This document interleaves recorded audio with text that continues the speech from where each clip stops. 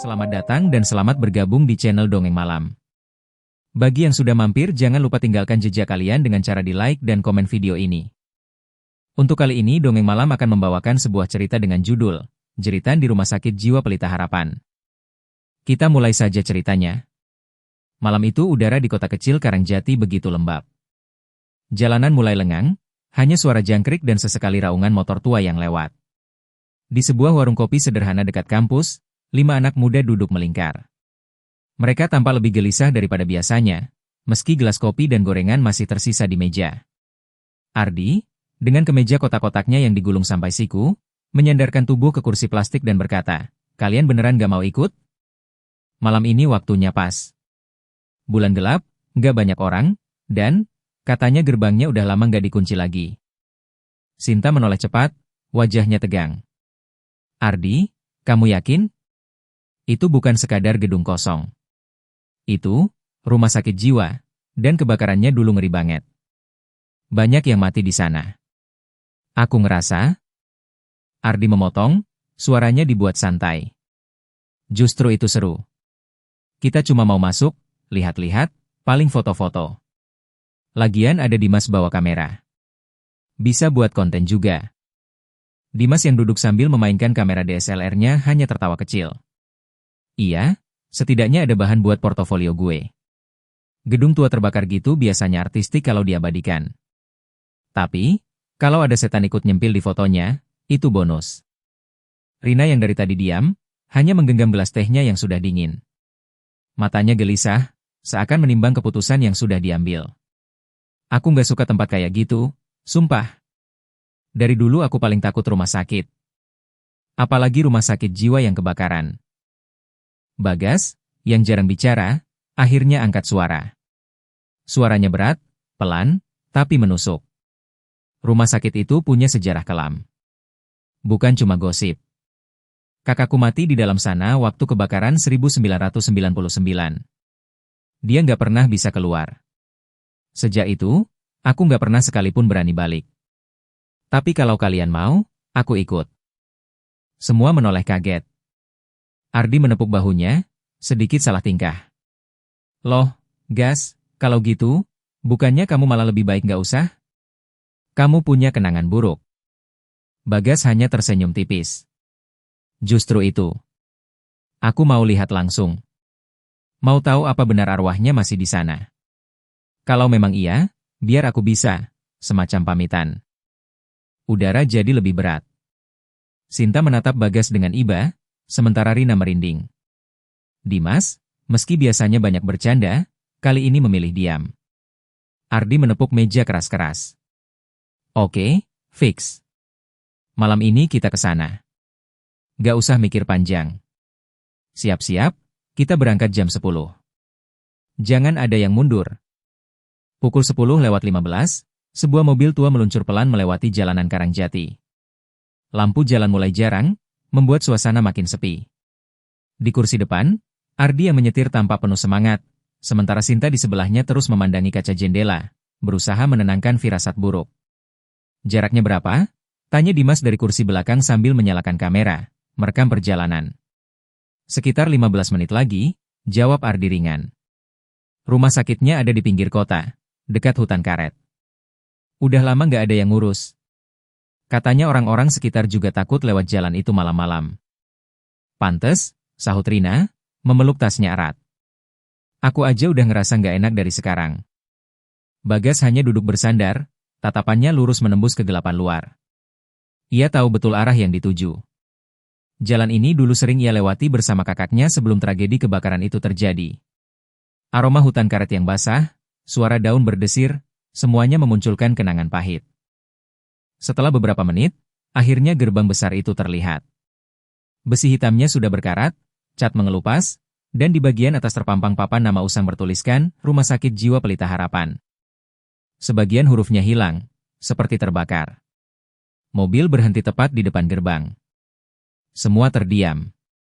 "Ya ampun," Sinta berbisik, bulu kuduknya berdiri. "Aku bisa nyium bau gosong." Ardi turun duluan, menyorot gerbang dengan senter. "Tuh kan, kebetulan gerbangnya udah kebuka. Ada celah cukup buat kita masuk." Dimas ikut turun, mengangkat kameranya. Mantap. Opening scan kita di sini. Nanti gue edit, kasih musik seram, dijamin viral. Rina masih duduk di dalam mobil, wajah pucat. Aku nggak yakin. Bagas membuka pintu dan menoleh ke arahnya. Kalau kamu mau nunggu di mobil, nggak apa-apa. Tapi sendiri di tempat kayak gini, rasanya lebih nggak aman. Akhirnya, dengan langkah ragu, Rina turun juga. Mereka berlima berjalan melewati celah gerbang berkarat itu. Di dalam, jalan setapak dipenuhi daun kering, ilalang tinggi, dan reruntuhan puing. Sisa-sisa kebakaran masih terlihat jelas, dinding hitam, jendela pecah, atap sebagian roboh. Udara di sekitar begitu dingin, meski malam itu bukan musim hujan. Suasana semakin mencekam ketika angin berembus melewati bangunan, menimbulkan suara seperti rintihan panjang. Welcome to hell, gumam Dimas sambil merekam, tapi suaranya terdengar lebih kaku daripada bercanda. Ardi tersenyum puas. Oke, guys.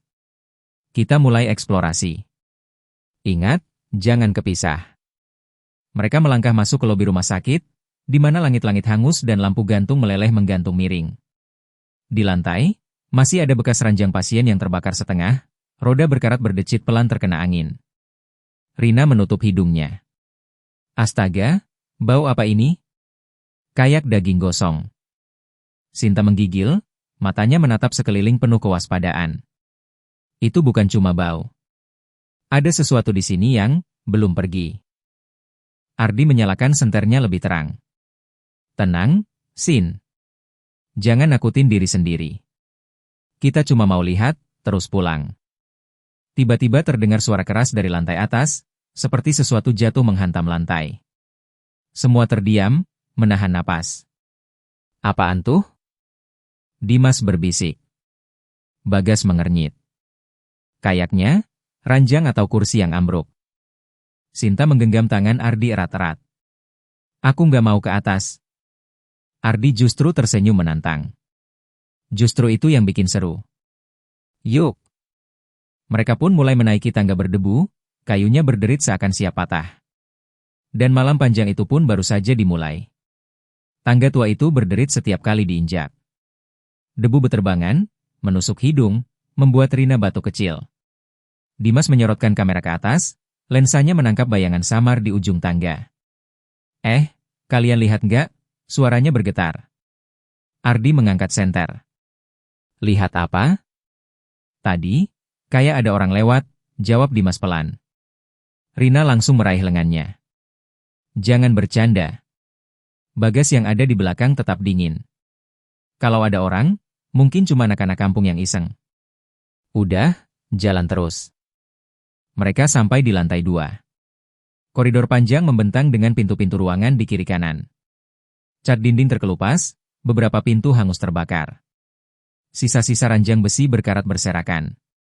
Sinta berhenti sejenak, tubuhnya kaku.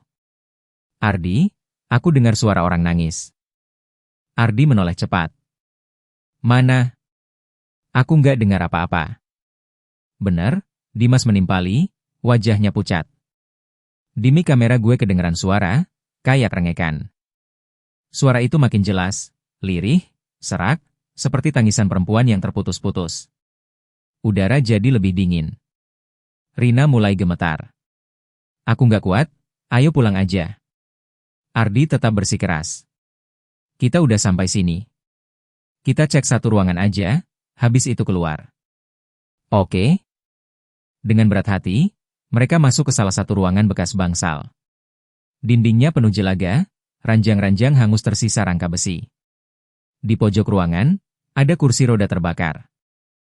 Tiba-tiba kursi roda itu bergerak sendiri, berderit pelan, meluncur ke tengah ruangan. Astaga! Rina menjerit, mundur sampai hampir jatuh. Sinta langsung menutup mulutnya dengan tangan, air mata berlinang. Mereka masih di sini, bisiknya lirih. Ardi menelan ludah, tapi masih mencoba tegar. Itu angin. Jangan panik. Namun saat ia menoleh, ia sadar semua jendela tertutup puing, tidak ada celah angin sedikit pun. Dimas tetap merekam, meski tangannya bergetar. Gila, ini footage emas. Bagas melangkah maju, wajahnya tegang. "Kak," gumamnya tiba-tiba. Semua menoleh. "Apa?" tanya Ardi. "Aku dengar suara kakakku," kata Bagas, matanya menerawang ke sudut gelap ruangan. Sinta menahan napas. "Jangan ikuti suara itu. Itu bukan kakakmu." Namun terlambat. Bagas melangkah cepat ke arah sudut gelap. Saat ia menyorot dengan senter, tampak sesosok tubuh hangus, matanya melotot, kulitnya meleleh hitam, berdiri mematung. Bagas berteriak, tapi sebelum ia sempat menyelesaikan, sosok itu melompat ke arahnya. Semua teriak panik. Lampu senter terjatuh, suasana gelap gulita. Suara jeritan Bagas bercampur suara benda diseret, lalu tiba-tiba terdengar tulang patah. Ketika Ardi menyalakan kembali senternya, Bagas sudah tergeletak di lantai, lehernya terpuntir ke arah yang salah, matanya melotot kosong. "Ya Tuhan!" Sinta menutup mulut, menangis. Rina langsung histeris, berteriak tanpa henti. Dimas menarik tangannya, "Diam. Kalau kamu teriak makin parah." Ardi menunduk menatap Bagas, wajahnya pucat untuk pertama kalinya. "Kita harus keluar. Sekarang." Namun saat mereka berbalik ke arah koridor, pintu ruangan menutup dengan keras dan terkunci rapat. Lampu senter Ardi berkedip-kedip, seakan hampir mati. Di luar pintu, suara langkah banyak orang terdengar. Seperti puluhan kaki menyeret, maju perlahan mendekati mereka.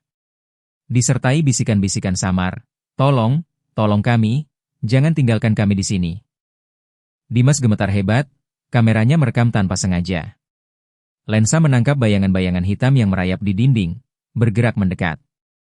Ardi menghantam pintu berulang kali, tapi sia-sia. Rina terisak keras. "Kita bakal mati di sini." Sinta berusaha menenangkan meski tubuhnya juga gemetar. "Nggak, kita bisa keluar, harus bisa keluar." Lalu, dari langit-langit, tetesan hitam jatuh mengenai bahu Dimas. Ia menoleh ke atas. Sebuah wajah hangus, terbakar habis, menempel terbalik di langit-langit, menatapnya dengan mata putih kosong. Dimas menjerit sekencang-kencangnya. Dimas terjatuh ke belakang, kamera hampir terlepas dari tangannya. "Gila! Ada di atas!" teriaknya panik. Ardi menyorotkan senter ke langit-langit, kosong. Tidak ada apa-apa selain kayu hitam terbakar. Namun bau daging gosong makin pekat, menusuk sampai membuat dada terasa mual. "Dimas, tenang." Ardi berusaha meraih bahunya.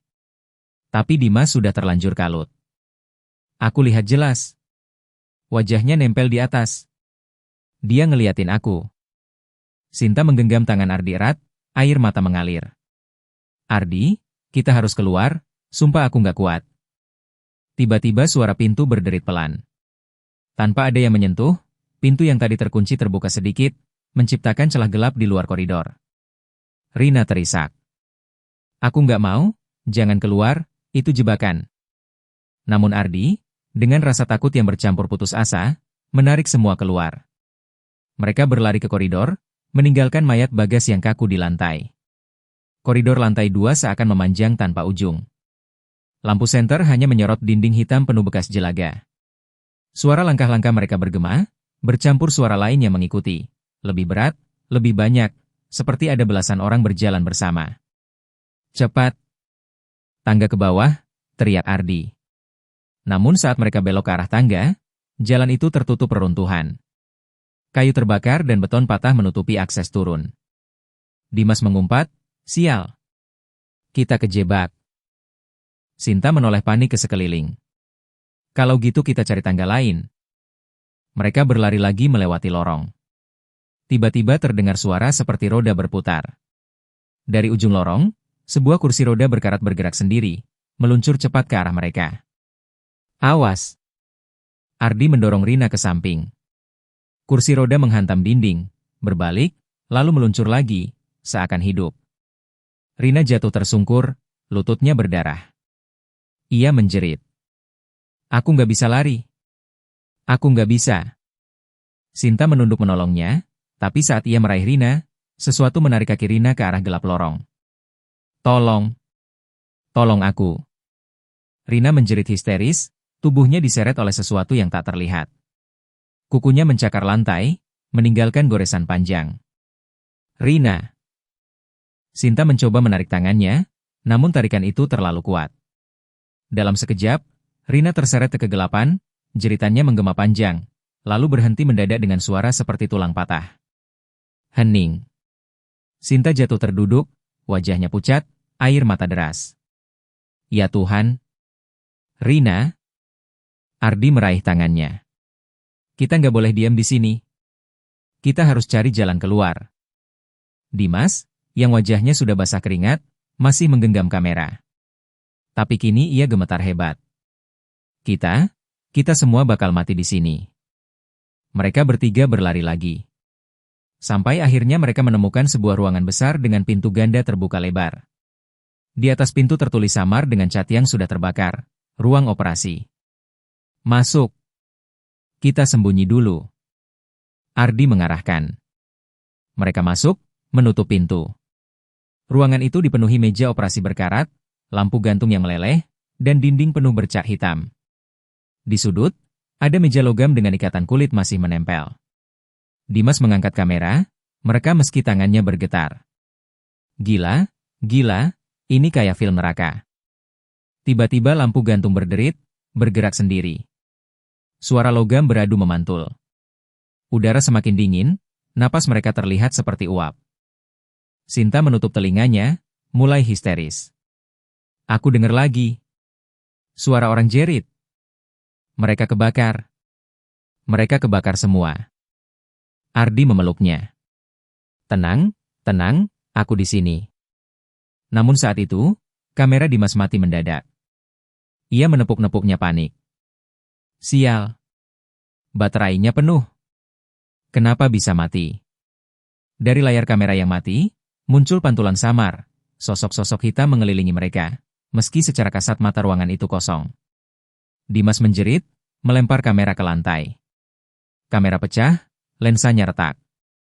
Lalu, meja operasi bergeser sendiri, menghantam tubuh Dimas. Ia terhantam ke dinding, terjepit. Dimas berteriak. Tulangnya retak satu persatu. Darah mengalir dari mulutnya. Ardi berusaha menarik meja itu, tapi terlalu berat. Ardi. Tolong dia. Sinta berteriak. Aku nggak bisa. Berat banget. Dimas menjerit, tubuhnya ditekan semakin kuat hingga terdengar suara tulang rusuk patah. Lalu dari langit-langit, sesuatu menetes, cairan hitam pekat, panas, menetes ke wajahnya. Kulitnya mendesis seperti meleleh. Jeritannya memekakan telinga, lalu berhenti mendadak. Kepala Dimas hancur tertekan meja, darah menyebar ke lantai. Sinta menutup wajahnya, menjerit histeris. Cukup. Aku nggak mau lagi. Aku nggak mau. Ardi menariknya paksa, mereka kabur dari ruangan operasi, meninggalkan mayat Dimas yang hancur. Kini hanya tersisa mereka berdua. Lorong rumah sakit semakin panjang, semakin gelap. Di setiap langkah, suara-suara mengikutinya, jeritan terbakar, tangisan, bisikan memanggil nama mereka. Ardi menggenggam tangan Sinta erat. Dengar aku. Kita bakal keluar. Aku janji. Namun jauh di ujung lorong, tampak bayangan pintu keluar. Samar-samar, cahaya bulan masuk dari celah. Sinta terisak lega. Ardi, itu jalan keluar, kita bisa selamat. Mereka berlari sekuat tenaga menuju pintu itu. Namun saat hampir sampai, sosok-sosok hangus muncul dari dinding, puluhan jumlahnya, merayap, menghalangi jalan. Sinta menjerit, mereka nggak mau kita pergi. Ardi menggenggam senter erat-erat. Aku nggak takut. Ia berlari menembus mereka, menarik Sinta bersamanya. Sosok-sosok itu meraih, mencakar, tapi mereka berhasil mendorong pintu keluar. Dan pintu itu terkunci rapat. Ardi menghantam pintu berkali-kali. Buka. Buka. Sinta menangis histeris, tubuhnya gemetar. Kita nggak bisa keluar, mereka nggak akan biarin kita keluar. Di belakang mereka, puluhan sosok hangus semakin mendekat, dengan jeritan panjang, tinggal bersama kami, selamanya. Ardi menghantam pintu berkali-kali dengan bahunya, kayu rapuh itu hanya bergetar tanpa mau terbuka. Nafasnya terengah, peluh bercampur debu menetes di wajahnya. Ardi, aku nggak bisa. Mereka makin dekat, Sinta terisak, suaranya nyaris hilang. Ardi menoleh ke arahnya, mata penuh tekad. Dengar aku, Sin. Kita harus lawan. Kalau kita diam, kita mati. Sinta menggeleng cepat, tubuhnya gemetar. Aku nggak bisa, aku nggak bisa. Sosok-sosok hangus itu kian mendekat. Wajah mereka gosong meleleh, mata kosong putih, mulut terbuka mengeluarkan jeritan panjang. Mereka menyeret kaki, sebagian tanpa tangan, sebagian merangkak di lantai. Ardi meraih besi berkarat dari lantai, entah bekas ranjang atau tiang penyangga. Kalau ini caranya, aku bakal buka jalan. Sinta terisak menahan napas, namun ia berdiri di belakangnya. Ketika sosok pertama hampir menyentuh, Ardi menghantamnya dengan keras. Suara tulang rapuh patah terdengar, tubuh itu terhempas, tapi kemudian bangkit lagi, lebih cepat dari sebelumnya. Ardi. Mereka nggak bisa mati, jerit Sinta. Sosok-sosok itu kini berhamburan, menerjang mereka berdua. Ardi menghantam kiri kanan, tapi semakin banyak tangan hangus meraih tubuhnya. Salah satu cakar membelah pipinya, darah langsung mengalir. Ardi berteriak, masih berusaha mendorong Sinta ke belakang. Lari, Sin. Cari jalan lain. Tapi kamu. Lari.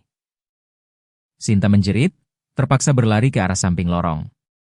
Tangannya gemetar mencari pintu lain.